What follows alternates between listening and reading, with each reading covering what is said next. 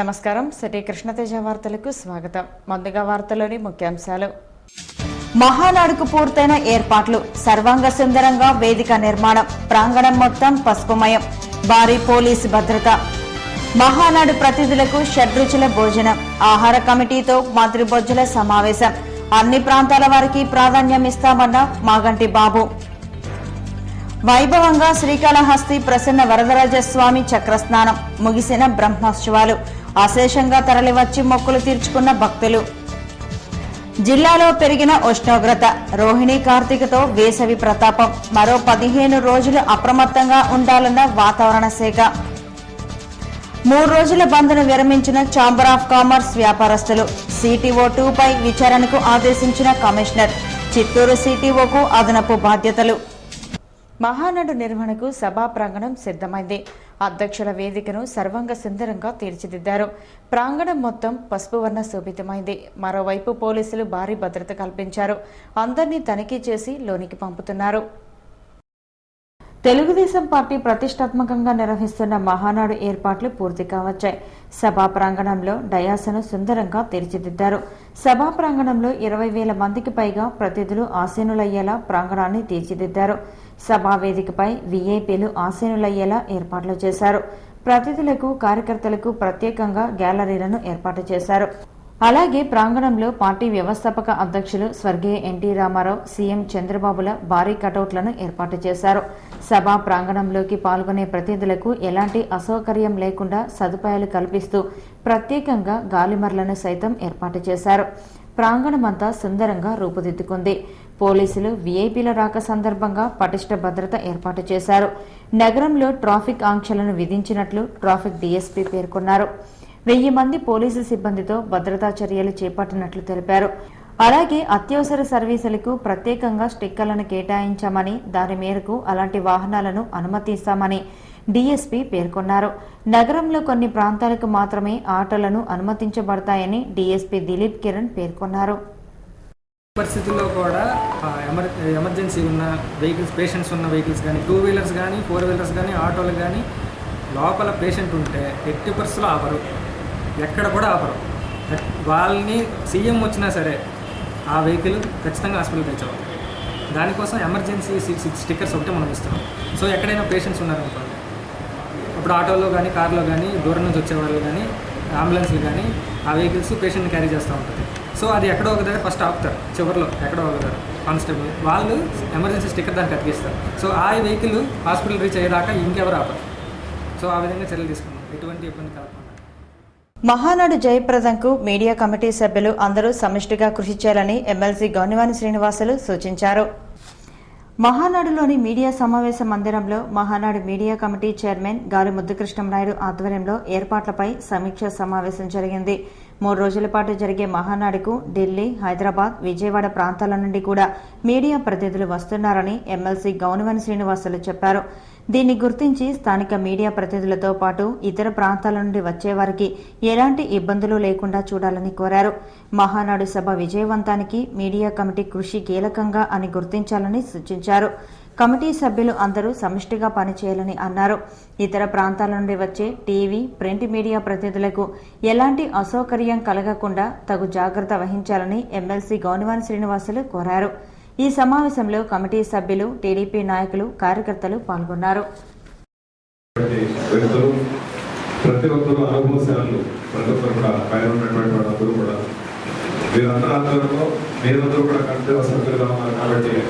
అందరూ కలిసి ఈ కార్యక్రమాన్ని మనము జయప్రదం చేసుకోవడానికి ప్రణాళికాబద్ధంగా మనం చేసుకోవాల్సిన పరిస్థితి ఉంది. కాబట్టి దాన్ని ఇదివరకే అన్నగారు నాకు చాలా చక్కగా ఏ విధంగా చేయాలనేటువంటి కార్యాచరణ ప్రణాళిక చేసుకోవడం జరిగింది. ఏది ఏమైనప్పటికీ కూడా ఢిల్లీ నుండి ఈ యొక్క మన నాయకత్వమైనటువంటి నమ్మకంతో ఢిల్లీ ప్రెస్ సెక్రటరీ వస్తున్నారని చెప్పి తెలియజేశారు. షడ్రుచులతో కూడిన రుచికరమైన భోజనాన్ని మహానాడు ప్రతినిధులకు అందించనున్నామని Mahanadu food committee chairman MP Maganti Babu అన్నారు. ఈ నెల 27 నుండి ప్రారంభమయ్యే మహానాడు నేపథ్యంలో సభకు హాజరయ్యే ప్రతినిధులందరికీ మంచి రుచికరమైన భోజనాన్ని పెడతామని మాగంటి బాబు అన్నారు. మహానాడు భోజన కమిటీ సమావేశం జరిగింది. మంత్రి బొజ్జల గోపాలకృష్ణారెడ్డి, మాజీ మంత్రి గల్లా అరుణకుమారి భోజన ఏర్పాట్లపై సమీక్షించారు. అలాగే కమిటీ సభ్యులు చేపట్టాల్సిన విధి విధానాలను ఈ సమావేశంలో నిర్దేశించారు. అనంతరం కమిటీ చైర్మన్ మాగంటి బాబు మాట్లాడుతూ అన్ని ప్రాంతాల వారికి తగ్గట్టుగా మంచి రుచికరమైన భోజనాన్ని అందిస్తామని చెప్పారు. ప్రతిథుల కోసం 5 లక్షల వాటర్ బాటిళ్లు, 2,70,000 మజ్జిగ ప్యాకెట్లు సిద్ధం చేశామని తెలిపారు. ఫుడ్లో మెనూ వివరాలని గురువారం ప్రకటిస్తామని తెలిపారు. ప్రతిష్టాత్మకంగా జరిగే మహానాడులో ఎవరికీ ఎలాంటి కొరత లేకుండా చూస్తామని ఆయన వివరించారు. దానికి ఏంటంటే ఈ ప్రాంతంలో ఉన్న రాయలసీమ కానీ కోస్తాంధ్ర రుచులు కానీ అన్ని రకాలుగా పెట్టాలని ఇవాళ టోటల్గా మేము మా క్యాటర్స్ అందరూ కూర్చుని మెనూ కూడా ఫైనల్ చేసి రేపు రిలీజ్ చేస్తాం. ఇల్లు నేను పెట్టగలుగుతున్నాము. సో అందరూ కూడా మీరందరూ కూడా ఆహ్వానితులే. మహానాడు అనేది ఒక తెలుగుదేశం పార్టీకి ఒక పండగ లాంటిది. ఇప్పుడు గతంలో మేమందరం కాంగ్రెస్ పార్టీలో చేసినా, ప్లేనరీలో చేసినా, ఇంకోటి చేసినా ఏదో అదొక మహాసముద్రం. కానీ ఇక్కడ ప్రతి విషయంలో కూడా చాలా శ్రద్ధ తీసుకుని దాదాపు ఈ 3 రోజుల్లో కూడా దాదాపు ఒక 5 లక్షల వాటర్ బాటిల్స్, దాదాపు 2 లక్షల చిల్లర, 2.5 లక్షల బటర్ మిల్క్ ప్యాకెట్లు, అలాగే బిస్కెట్లు, స్నాక్స్ ఎక్కడ కూడా ఇంత ఎండ తీవ్రత ఉన్నా ఎక్కడ కూడా ఇబ్బంది లేకుండా చంద్రబాబు నాయుడు ఆదేశాల మేరకు, పార్టీ ఆదేశాల మేరకు శ్రీకాళహస్తి ప్రసన్న వరదరాజుల స్వామి చక్రస్నానం వైభవంగా జరిగింది. శ్రీకాళహస్తిలోని శ్రీ ప్రసన్న వరదరాజుల స్వామి వారి వార్షిక బ్రహ్మోత్సవాలు ముగిశాయి. బుధవారం చక్రస్నానంను శాస్త్రోక్తంగా జరిపారు. శ్రీ ప్రసన్న వరదరాజుల స్వామి ఆలయం నుంచి స్వామి ఉత్సవమూర్తిని చక్రంను ఊరేగింపుగా వైష్ణవ కోనేరుకు తీసుకుని వచ్చారు. అక్కడ చక్రంకు విశేష పూజలను వేద పండితులు, అర్చకులు నిర్వహించారు. అనంతరం వైష్ణవ కోనేరులో గోవిందనామ స్మరణలతో చక్రస్నానంను నిర్వహించారు. ఈ కార్యక్రమంలో ఆలయ చైర్మన్ గురువయ్య నాయుడు, ఈవో బ్రహ్మరాంబ తదితరులు పాల్గొన్నారు.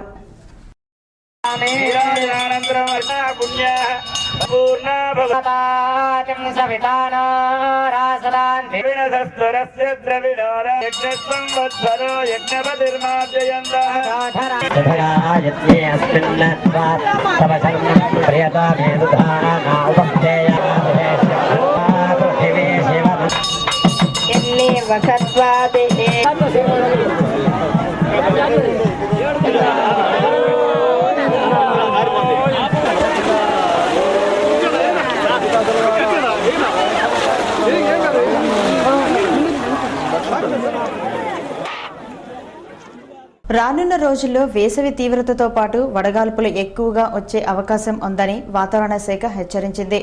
ప్రజలు అప్రమత్తంగా ఉండాలని సూచించింది. బుధవారం నుండి రోహిణి, కార్తీక ఎండలు ప్రారంభమయ్యాయి. జూన్ 8వ తేదీ వరకు 15 రోజుల పాటు ఉష్ణోగ్రత పెరుగుతుందని, దీనివల్ల వడగాల్పులు ఎక్కువగా ఉంటుందని వాతావరణ శాఖ హెచ్చరించింది. సూర్యతాపం పెరగటంతో ఎండలు విపరీతంగా ఉంటుందని పేర్కొంది. ప్రజలు ఉదయం 10 గంటల నుండి సాయంత్రం 5 గంటల వరకు సాధ్యమైనంత వరకు బయట తిరగడం తగ్గించుకోవటం మంచిదని మరోవైపు వైద్యులు సూచిస్తున్నారు. బైక్లపై వెళ్లేటప్పుడు ఎండలో ఉన్నప్పుడు సెల్ ఫోన్లు మాట్లాడితే పేలిపోయే ప్రమాదం ఉందని హెచ్చరిస్తున్నారు. అలాగే ద్విచక్ర వాహనాలను కూడా ఎక్కువసేపు ఎండలో ఉంచరాదని సూచిస్తున్నారు. వేసవికి సాధ్యమైనంత వరకు ఎక్కువగా మంచినీరు, మజ్జిగ, కొబ్బరి నీరు తీసుకోవాలని, మాంసాహారం తక్కువగా తీసుకోవాలని అంటున్నారు.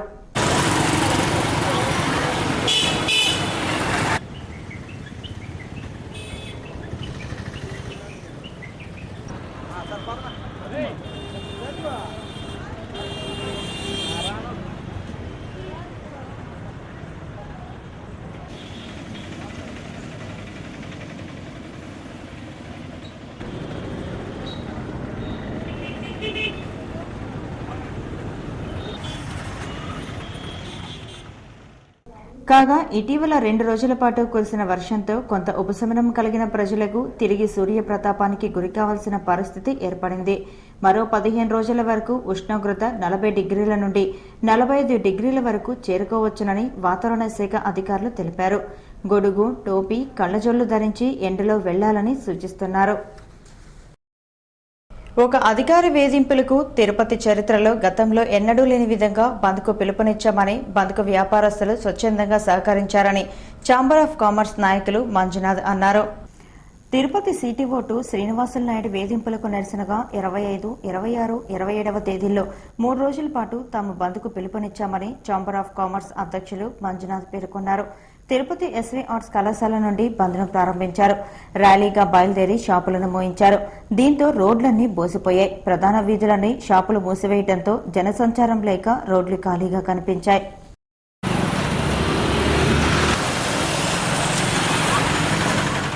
కాగా టౌన్ క్లబ్ వద్ద ఓ మద్యం దుకాణం తెరిచి ఉండటంతో వ్యాపారస్తులు మూకుమ్మడిగా చొరబడి బెదిరించారు.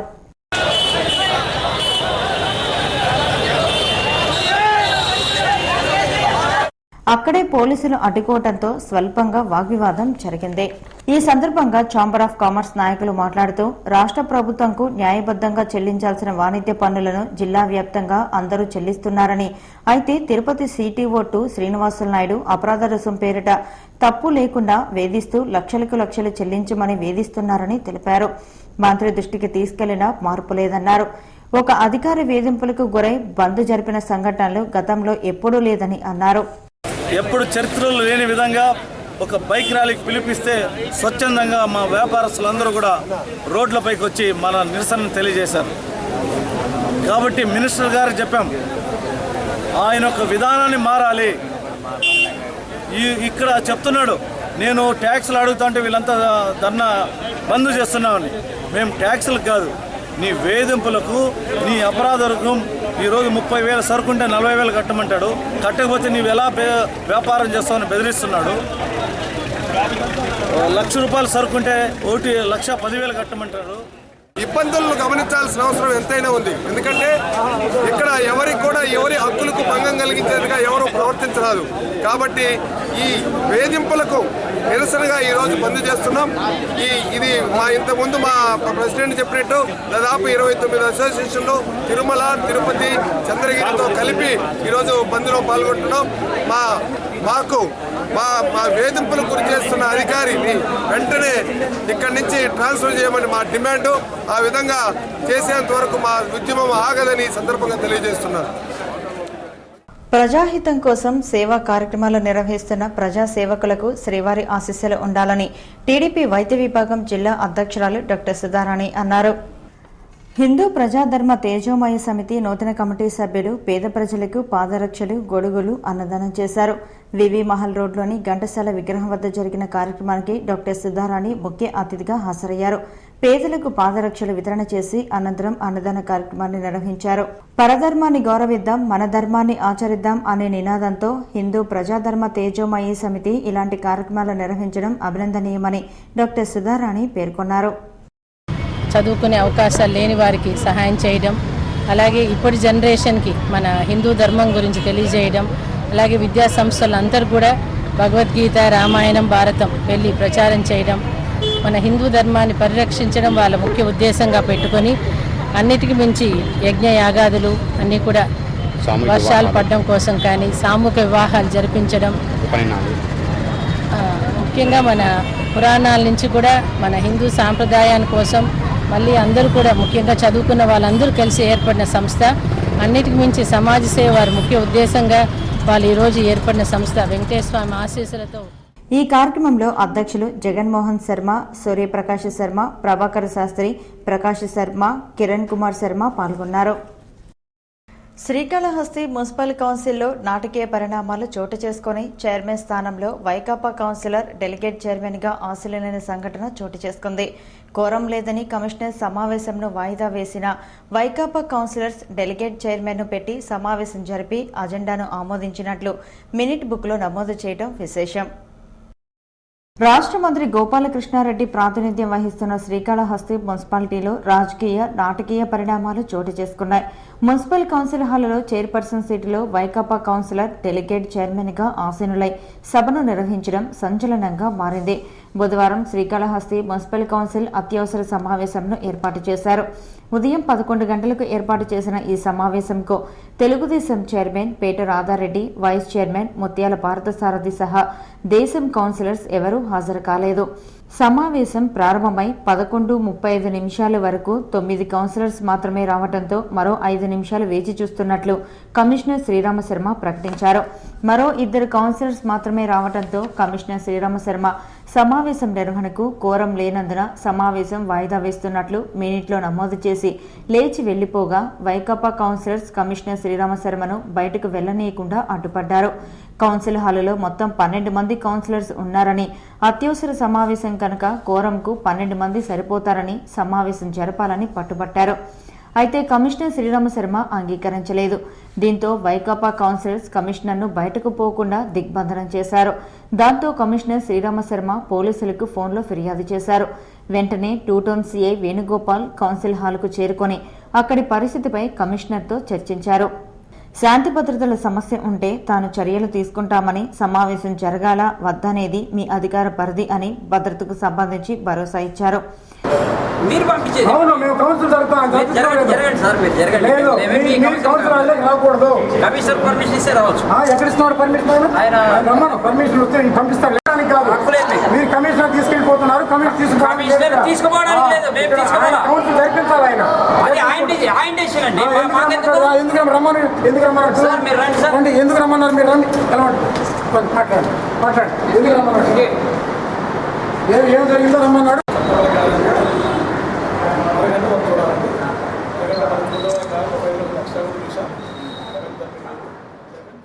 ఇంతలో వైకాపా కౌన్సిలర్ ధర్మయ్యను డెలిగేట్ చైర్మన్ గా ఎన్నుకొని చైర్పర్సన్ సీటులో కూర్చోబెట్టారు. డెలిగేట్ చైర్మన్ ధర్మయ్య సమావేశాన్ని నిర్వహిస్తున్నట్లు ప్రకటించి సమావేశం జరిపారు. సమావేశానికి వైకాపా నుంచి 11 మంది కౌన్సిలర్స్, బీజేపీ నుంచి 1 కౌన్సిలర్ హాజరయ్యారు. దీంతో కోరం ఉందని కనుక తమలో ఒక్కరిని డెలిగేట్ చైర్మన్ గా ఏకగ్రీవంగా ఎన్నుకొని సభను జరుపుతున్నామని కౌన్సిలర్ బాలకృష్ణయ్య ప్రకటిస్తూ అధికారులు సహకరించాలన్నారు. అయితే కమిషనర్ శ్రీరామశర్మ సమావేశ హాలులో ఉన్నా స్పందించలేదు. అయితే డెలిగేట్ చైర్మన్గా ఆసీనులైన ధర్మయ్య అజెండాలోని అన్ని అంశాలను ఆమోదిస్తున్నట్లు ప్రకటించి మినిట్ బుక్లో నమోదు చేశారు. అనంతరం మినిట్ బుక్ను మున్సిపల్ అధికారులకు అందజేశారు. నాటకీయ పరిణామాల మధ్య యాదృశ్చికరంగా వైకాపా కౌన్సిలర్ చైర్పర్సన్ సీటును అధిరోహించడం చర్చనీయాంశంగా మారింది. ఈ సందర్భంగా కౌన్సిలర్ విపక్ష నేత మిద్దెలహరి, కౌన్సిలర్ బాలకృష్ణయ్యలు మాట్లాడుతూ అధికార పార్టీ చైర్మన్ కౌన్సిలర్స్ విస్మరించడంతోనే తాము డెలిగేట్ చైర్మన్ ను పెట్టి సభను జరపాల్సి వచ్చిందన్నారు. ప్యానల్ చైర్మన్ కమిటీని నియమించారు, వారు కూడా హాజరు కాలేదు. తెలుగుదేశానికి సంబంధించినటువంటి ఒక్కరు కూడా హాజరు కాకుండా ఈరోజు సమావేశాన్ని వాయిదా వేయాలని, అభివృద్ధి పనులు 15-16 సంవత్సరం వార్షికాభివృద్ధి పనులు, ఎందుకంటే 2014 ఆర్థిక సంఘం నిధులపై వార్షికాభివృద్ధి పనులు ఆమోదించేటువంటి ఈ సమావేశానికి నిజంగా వీళ్ళు రాకపోవడం దురదృష్టకరం. మరి పట్టణ అభివృద్ధిని పూర్తి చేస్తున్నటువంటి అధికార పార్టీ దీనిపైన కాళహస్తి పట్టణ ప్రజలకు క్షమాపణ చెప్పాల్సిన అవసరం ఉంది. కాబట్టి ఈరోజు మేము వైఎస్ఆర్ కాంగ్రెస్ పార్టీ సభ్యులు మరియు కాగా దీనిపై మున్సిపల్ కమిషనర్ శ్రీరామశర్మ వివరణ ఇస్తూ కోరం లేనందున సభను వాయిదా వేసినట్లు చెప్పారు. నిర్వహణకు కోరం 14 మంది ఉండాలన్నారు. 12 మంది ఉన్నా జరపవచ్చు అని తాను సభను వాయిదా వేసేప్పటికీ 11 మంది ఉన్నారని మినిట్లోనూ నమోదు చేశామన్నారు. 14 మంది ఉండాలండి. కోరం కావాలంటే 14 మంది ఉండాలి. అది వాళ్ళకి తెలుసు, కావాలని మాట్లాడుతున్నారే తప్ప 14 మంది 12 మెంబర్స్ ఉండాలా. 10 మంది హాజరయ్యారు. 11:45 అయింది ఇప్పటికీ. 11:35 కూడా ఉంది, 10 మంది ఉన్నారు. అందువలన మేము సమావేశానికి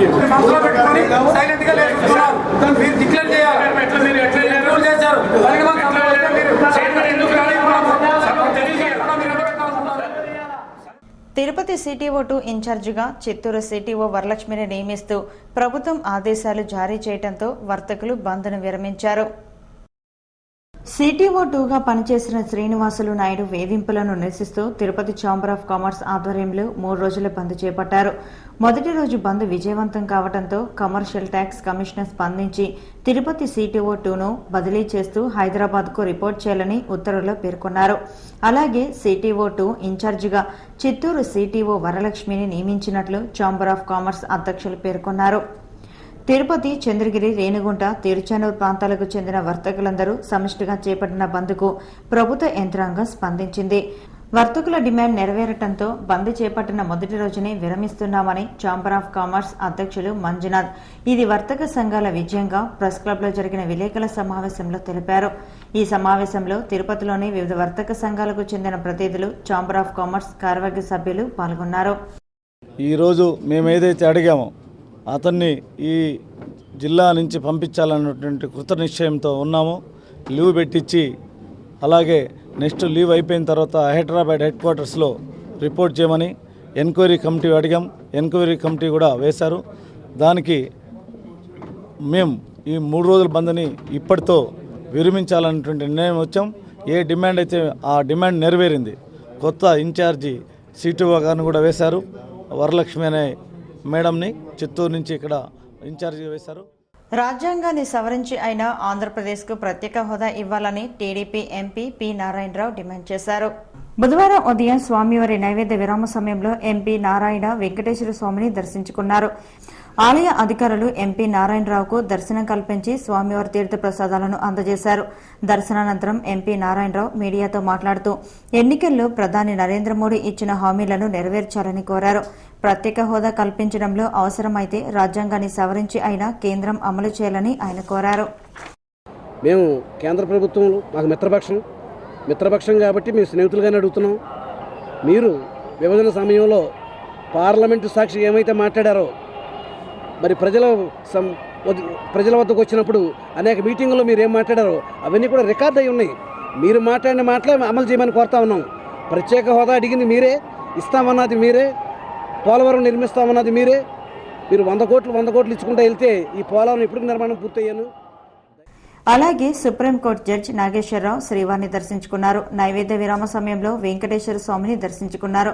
తిరుమల జేఈఓ సుప్రీంకోర్టు జడ్జికి దర్శనం కల్పించి తీర్థప్రసాదాలను అందజేశారు.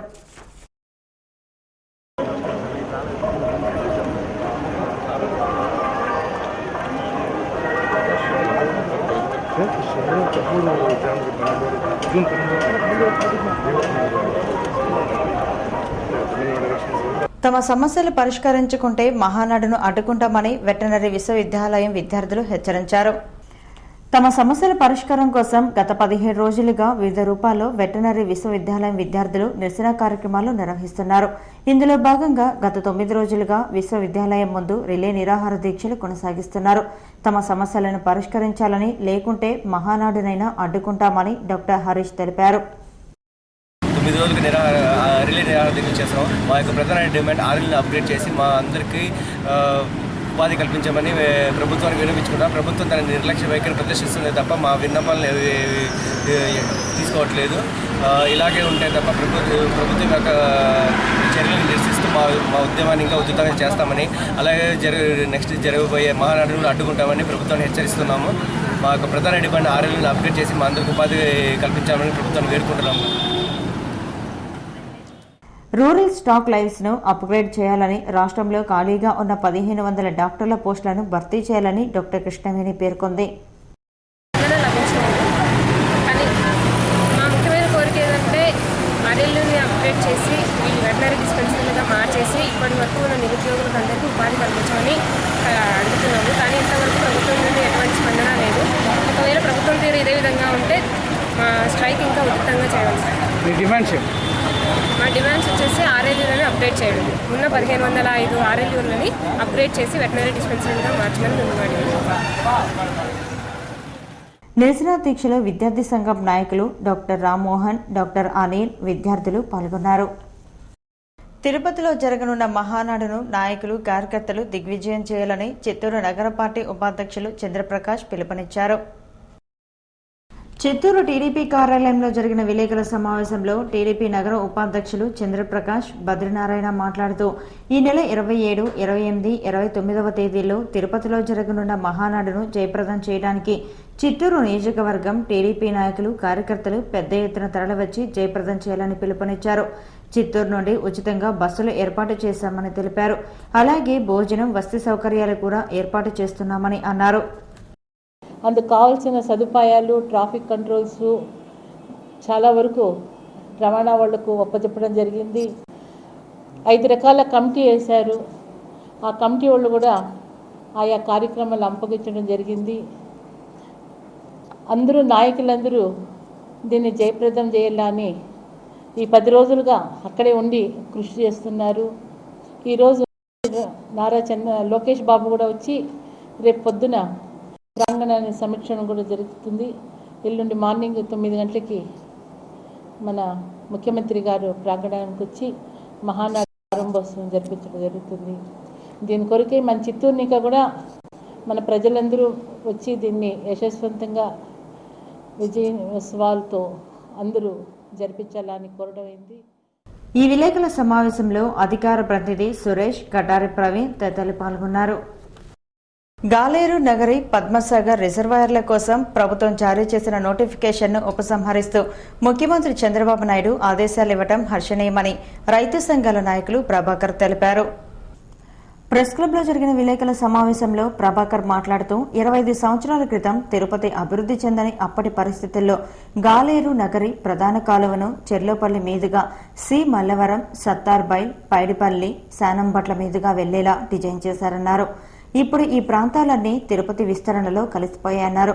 అలాగే పద్మసాగర్, శ్రీనివాస సాగర్ రిజర్వాయర్ల కోసం కేటాయించిన ప్రాంతం కూడా నివాస స్థలాల్లో కలిసిపోయిందన్నారు. కాగా భూసేకరణ కోసం ప్రభుత్వం జారీ చేసిన భూసేకరణ నోటీసును ఉపసంహరిస్తూ జీవో నెంబర్ 376ను జారీ చేసిందన్నారు. ముఖ్యమంత్రిని కలిసి సమస్యను వివరించడంతో ఈ నిర్ణయం తీసుకున్నారని ముఖ్యమంత్రికి ఆయన కృతజ్ఞతలు తెలిపారు. రాష్ట్ర బ్రాహ్మణ వెల్ఫేర్ కార్పొరేషన్ ద్వారా ప్రతిభ కలిగిన విద్యార్థులకు అకాడమిక్ ఎక్సలెన్సీ అవార్డులు ఇవ్వటానికి సంకల్పించినట్లు ఏపీ బ్రాహ్మణ వెల్ఫేర్ కార్పొరేషన్ జిల్లా కోఆర్డినేటర్ తెలిపారు. ప్రెస్ క్లబ్లో విలేకరుల సమావేశంలో సంఘం నాయకులు చిత్రపు హనుమంతరావు, చిత్రపు స్వరాజ్యలక్ష్మి మాట్లాడుతూ గాయత్రి స్కీమ్ ద్వారా అకాడమిక్ ఎక్సలెన్సీ అవార్డులు ఇవ్వబడతాయని, దీని ద్వారా జిల్లాలోని ప్రభుత్వ మరియు గుర్తింపు పొందిన పాఠశాలల్లో, కళాశాలల్లో, యూనివర్సిటీ సంస్థల్లో నగదు ప్రోత్సాహకం ప్రకటించారని తెలిపారు. విద్యార్థులు ఇందుకోసం దరఖాస్తు చేసుకోవాలని కోరారు. దరఖాస్తులను సెప్టెంబర్ 30వ తేదీలోపు అందజేయాలని తెలిపారు. ఇతర వివరాలకు www.com ఆంధ్రప్రదేశ్.org వెబ్సైట్ను సందర్శించాలని తెలిపారు. రాష్ట్ర జాతీయ ఉపాధ్యాయ పరిషత్ వ్యవస్థాపకులు అకాల మరణం చెందటం ఉపాధ్యాయ లోకానికి తీరని లోటని ఆ సంఘం అధ్యక్షులు గోపాల్ పేర్కొన్నారు. రాజీవ్నగర్లోని జెడ్పీ హైస్కూల్లో ఆర్జీపీ వ్యవస్థాపకులు ఉపాధ్యాయ వృత్తి చేసి పదవీ విరమణ చెందిన మునస్వామి అకాల మరణం చెందడంతో ఆయనకు ఘనంగా నివాళులర్పించారు. ఆయన చిత్రపటానికి పుష్పాంజలి ఘటించి పలువురు ఉపాధ్యాయులు తమ సంతాపాన్ని వ్యక్తం చేశారు. ఇక తిరుమల సమాచారం. తిరుమలలో భక్తుల రద్దీ కొనసాగుతోంది. బుధవారం సాయంత్రానికి 52,160 మంది భక్తులు శ్రీవారిని దర్శించుకున్నారు. సర్వదర్శనానికి అన్ని కంపార్ట్మెంట్లలో భక్తులు వేచి ఉన్నారు. వారికి 12 గంటల దర్శన సమయాన్ని కేటాయించారు. నడకదారి భక్తులు అన్ని కంపార్ట్మెంట్లలో వేచి ఉన్నారు. వారికి 10 గంటల వ్యవధిలో దర్శనాన్ని టీటీడీ అధికారులు కల్పిస్తున్నారు. కాగా బుధవారం తిరుమలకి వచ్చిన భక్తులు 18 లక్షల రూపాయలను అన్నదానం, ప్రాణదానం ట్రస్టులకు విరాళాలుగా అందజేసినట్లు టీటీడీ అధికారులు తెలిపారు. Tirupati gold jewellery and silver merchant association సమాచారం మేరకు గురువారం లోకల్ బులియన్ మార్కెట్లో బంగారం, వెండి ధరలు ఇలా ఉంటాయి. 24 క్యారెట్ల అపరంజి బంగారం 10 గ్రాముల ధర 29,460 రూపాయలు. 22 క్యారెట్ల నగల బంగారం 1 గ్రామ్ ధర 2,755 రూపాయలు. వెండి 1 కిలో ధర 39,360 రూపాయలు. రైటైల్ వెండి 1 గ్రామ్ ధర 42 రూపాయల 40 పైసలుగా ఉంటుంది. వార్తలు ముగించే ముందు ముఖ్యాంశాలు మరోసారి. మహానాడుకు పూర్తయిన ఏర్పాట్లు. సర్వాంగ సుందరంగా వేదిక నిర్మాణం. ప్రాంగణం మొత్తం పసుపుమయం. భారీ పోలీసు భద్రత. మహానాడు ప్రతినిధులకు షడ్రుచుల భోజనం. ఆహార కమిటీతో మంత్రి బొజ్జల సమావేశం. అన్ని ప్రాంతాల వారికి ప్రాధాన్యం ఇస్తామన్న మాగంటి బాబు. వైభవంగా శ్రీకాళహస్తి ప్రసన్న వరదరాజస్వామి చక్రస్నానం. ముగిసిన బ్రహ్మోత్సవాలు. అశేషంగా తరలివచ్చి మొక్కులు తీర్చుకున్న భక్తులు. జిల్లాలో పెరిగిన ఉష్ణోగ్రత. రోహిణి కార్తీకతో వేసవి ప్రతాపం. మరో 15 రోజులు అప్రమత్తంగా ఉండాలన్న వాతావరణ శాఖ. 3 రోజుల బంద్ను విరమించిన ఛాంబర్ ఆఫ్ కామర్స్ వ్యాపారస్తులు. సిటీఓ 2పై విచారణకు ఆదేశించిన కమిషనర్. చిత్తూరు సిటీఓకు అదనపు బాధ్యతలు. ఈ వార్తలు ఇంతటితో సమాప్తం. నమస్కారం.